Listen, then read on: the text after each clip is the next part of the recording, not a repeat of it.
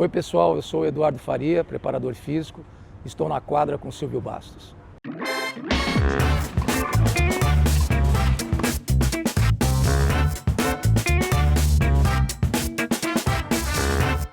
Bom, hoje aqui comigo, convidado que a gente, pelo menos na minha cabeça, já há muito tempo tentando, e finalmente, Edu Faria.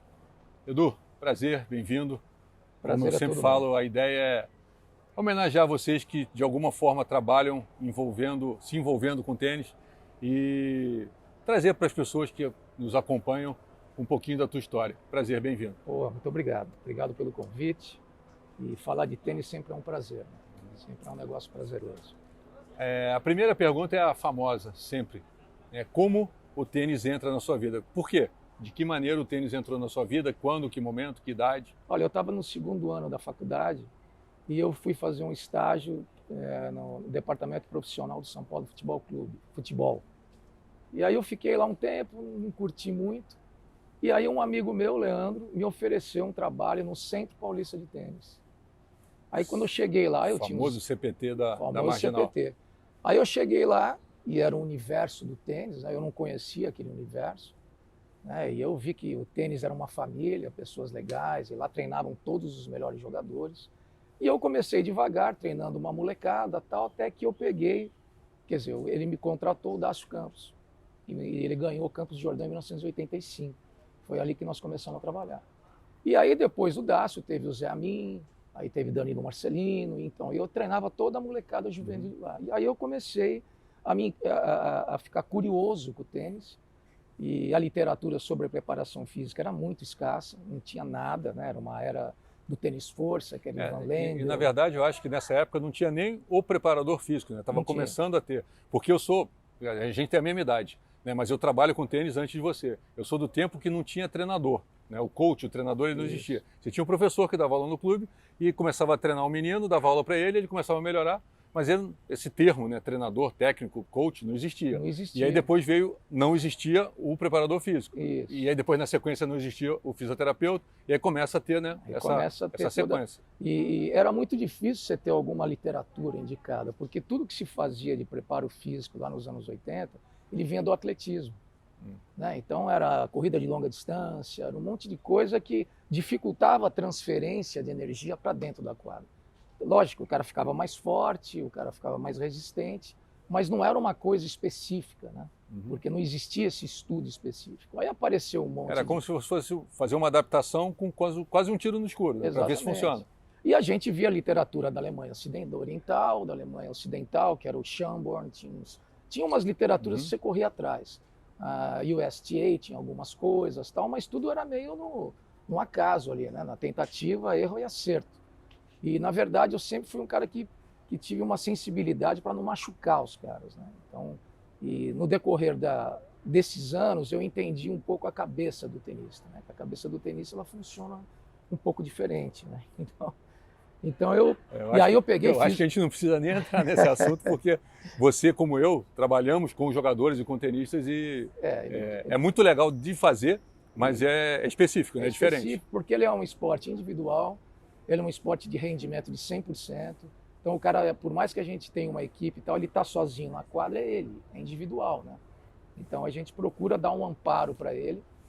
Enfim, e foi indo essa história da preparação física até que chegou o tênis força, que era o tênis de Van Lendl. Aí, a partir desse momento, a coisa começaram a olhar um pouco mais para o treinamento físico no tênis. Tipo, falta alguma coisa e tem gente fazendo. Que aí o Van Lendl subia a montanha, meio Stallone, né? Quebrava a árvore, enfim. Tinha toda uma lenda em cima disso aí, mas aquela época era do tênis força. Os caras eram mais fortes, mais musculosos, né? E a partir desse momento, o que aconteceu no começo dos anos 90? Houve uma inserção da medicina esportiva junto com a fisioterapia.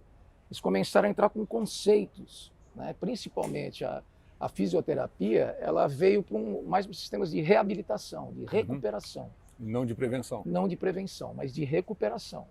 Né? Então, você via que estava entrando a medicina esportiva com novos conceitos, equilíbrio muscular, a força do core, enfim. E você sempre deu muita atenção a buscar informação, né? Sempre. Tipo, sempre que a gente se cura, A impressão que eu tenho é que você está sempre curioso, você está sempre pesquisando, você está sempre se renovando e buscando informação, porque essa informação, aparentemente, ela todo dia tem uma coisa nova, né? Todo dia está surgindo. E tem muito curso para fazer hoje, né? Então, eu agora vou começar um curso que é tênis integrado, preparação física e preparação técnica, ver o que tem de novo, de novidades, né? A gente precisa se atualizar. Mas, na verdade, todo o treinamento físico, atualmente, ele passou a ser individualizado, né, nas características individuais do jogador. E isso é fundamental. E como entrou essa inserção da medicina esportiva e a fisioterapia, a coisa se tornou mais individual, né, e o treinamento físico ele teve que se encaixar, principalmente na parte técnica. Né, porque hoje a grande dificuldade que você tem num treinamento são o controle das cargas de treinamento. Porque o jogo ele demanda 100%. Então, se você tem um jogo marcado e o seu treinamento como é, você não pode treinar 100% sempre. Você tem que fazer um processo ondulatório para chegar lá e ele dar o 100% do jeito que ele tem que dar. Então, as transferências, elas têm que acontecer. Né? As dosagens, principalmente lá na quadra, precisam acontecer. Para quê? Para o cara obter energia e obter rendimento. E tem um ponto aí que eu acho que cai exatamente no que você está falando, que o calendário ficou muito desgastante. O calendário aumentou, o nível físico de todo mundo cresceu e a exigência passa a ser maior e você tem que dar teu jeito, né? Você tem que dar, porque, vou jogar menos, não dá para jogar menos, você tem que cumprir o calendário. Você tem que estar jogando, você tem que sair de um continente para o outro, mudança de clima, mudança de altitude, mudança de piso, e se vira para o meu corpo estar inteiro. E você tem que ter em mente que o próprio jogo, se você está treinando um cara bom, que toda hora ele chega umas quartas, numa semi, ele está treinando. Ele tá adquirindo rendimento específico, né, da modalidade. Isso já é um treino. Se o cara joga em uma semana 5 jogos, 4 jogos, cara, como é que vai ser esse treinamento do cara na semana que vem? Então aí é que entra a dosagem das cargas. Entender cada semana. Cada semana. Então tem alguns processos que você tem de controle, que é a percepção subjetiva de esforços, os questionários que ele responde, como está o sono dele, né? Como é as dores no corpo dele. Então são pontos que você tem que levar em consideração. E esses pontos ajudam o treinamento técnico com o físico. Eu acho que hoje em dia o treinamento técnico e o físico está mais integrado. A gente, como preparador, está conseguindo entrar na quadra e tentar programar junto com o técnico. Que é o melhor caminho, né? É o melhor caminho, porque já fazem isso lá fora. E é um caminho que você previne lesões. Por mais, lógico, o tênis é um esporte que você precisa repetir muito o gesto para pegar, para apurar o golpe e tal, mas você tem que tomar cuidado com isso. Né? E o jogador perto de competição, ele quer treinar, né? Ele quer ficar bom, mas muitas vezes você tem que respeitar os intervalos, as pausas dos exercícios, os intervalos que seriam os repousos de um dia para o outro.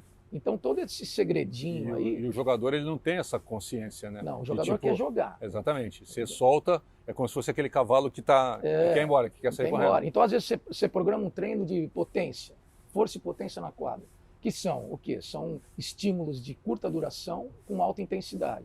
E isso requer um intervalo, uma pausa maior. Né? Então, se você dá uma pausa de 1 minuto e meio, o cara já fica bravo. Porra, vamos aí, solta a bola. Mas isso é para fazer a ressíntese lá da musculatura dele. Então você tem que explicar para o cara, olha, meu treinamento vai ser assim, assim. Então entra a motivação no meio. E aí entra aquilo que você falou, da cabeça do jogador, né? Da cabeça do jogador. E aí você tem, e cada jogador tem uma cabeça complicada, mas diferente, né? A complicação do A é diferente da complicação do B, que é diferente da complicação do C. E às vezes você tem os 3 treinando juntos, num time, numa equipe. Exatamente. Enfim. E aí você tem que entender como é que você entra na cabeça do A, que é diferente da maneira que você entra na cabeça do B, e diferente mas todos você tem que entrar na cabeça deles, porque ele tem que ser convencido, né? O jogador de tênis, ele tem que ser convencido. Né? É muito difícil você impor. Você impõe talvez até uma certa idade, mas depois de um certo nível, ele tem que ser convencido. E no feminino, mais ainda, porque o tênis feminino, me perguntaram isso uma vez, a diferença de treinar um menino, uma menina, ou de um homem e uma mulher. Cara, o homem você até consegue conduzir para meio que ele ir para algum lugar, mas o mulher, o feminino, uma menina de 14 anos, ela tem que ser convencida, cara. Porque se você não chegar lá e mostrar e provar, cara, você não faz, ela não vai fazer. Então você tem que ser muito hábil, né? E eu acho que isso é uma das suas qualidades, é a habilidade e a percepção com sensibilidade, né? De chegar... Entender a cabeça daquele cara. No jogador de uma maneira para você fazer com que ele faça, porque ele vai ter que fazer, vai ter que ter superação. Ele vai ter que virar uma página que ele não está conseguindo virar. mas ele saber que aquilo é para o bem dele. Por mais que ele sinta que na hora, ele de alguma maneira aquilo está pesando, está puxando, mas é um troço, é algo que vai ser para o benefício dele, né? E você tem que ver que no treinamento, quer dizer, todos os jogadores, uma vez por semana, eles ficam bravos comigo, porque eu procuro sempre tirar o cara da zona de conforto. De alguma maneira ele vai sofrer. Propositalmente. Propositalmente. Para quê? Porque aquilo está fazendo parte do trabalho, do treino, da programação. Mas vai ter um dia que eu vou matar ele. Né? Lógico, tendo a programação, né? Onde está a competição. Dentro enfim. do limite que você Mas sabe que ele pode alcançar. tirar ele da zona de conforto. Né? Porque o ser humano é assim, né? Ele mantém uma zona e você tem que arrancar ele. Para quê? Para ter uma reação. E aí, de novo, acho que cai no mesmo ponto, né? Porque cada um vai ter um limite diferente. E às vezes você tem dois caras treinando juntos. E você vai ter que puxar o limite de um que é diferente do outro. E e são as tolerâncias a dores, né? Tem tolerâncias e tolerâncias. Tem jogador que tolera mais dor, mais acidose. Isso é um negócio legal. Você tá, como que dentro dessas tolerâncias, nos limites que você faz a ultrapassagem desse limite, como é que você, como preparador físico, mexe na cabeça dele para que ele positivamente reaja numa hora que você está lá botando ele para baixo, que ele tem que fazer? Como é que você foi para esse lado? Eu faço uma prévia antes, né? Então ele sabe, eu falo, hoje o bicho vai pegar, hoje a gente vai treinar forte e tal. Então ele já está preparado para aquilo, né? Então eu procuro, ele tem que confiar em você. Na verdade, ele tem que confiar em você e saber que aquilo lá é para o bem dele, que você não vai machucar ele, né? Não vai lesioná-lo. Né? Porque aí, quando se conhece um cara, a tolerância dele, por exemplo, o Fino era um cara que tinha uma alta tolerância. Então era um cara que eu podia dar porrada nele, porque ele reagia bem, ele gostava daquilo, né? Ele gostava daquela. E no outro dia você via como estava a reação do cara, se ele estava doído ou não. Então, mas na verdade você tem que conhecer o jogador, você tem que saber, bom, aquele ali tem uma tolerância mais baixa, vou ter que aumentar um pouco o treino dele, então eu preciso separar. Preciso separar e trabalhar no limite dele sem ele se comparar com o outro. Né? Porque muitas vezes ele se comparando, ele pode se machucar. Porque, na verdade, o cara se... Porque talvez ele nem se conheça bem. Nem se conheça. Né? Ele não sabe nem o que tem dentro dele. Né? Porque a gente tem uma reserva autônoma, que é uma reserva de sobrevivência. Quando você dá o start nela, você é capaz de coisas que você nem imaginaria. Né?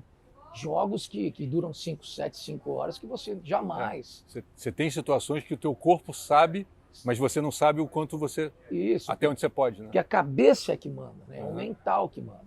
E o preparo físico, ele aumenta essa capacidade mental do cara. Porque ele cria uma confiança no corpo dele, que ele sabe que se vier, ele tem. Agora, a questão tática e técnica é outra. Mas se tiver que correr ali, eu vou correr 50 vezes ali. Eu estou preparado para isso. Pode me dar uma curta, eu vou lá pegar. Então ele tem que saber que ele está bem fisicamente.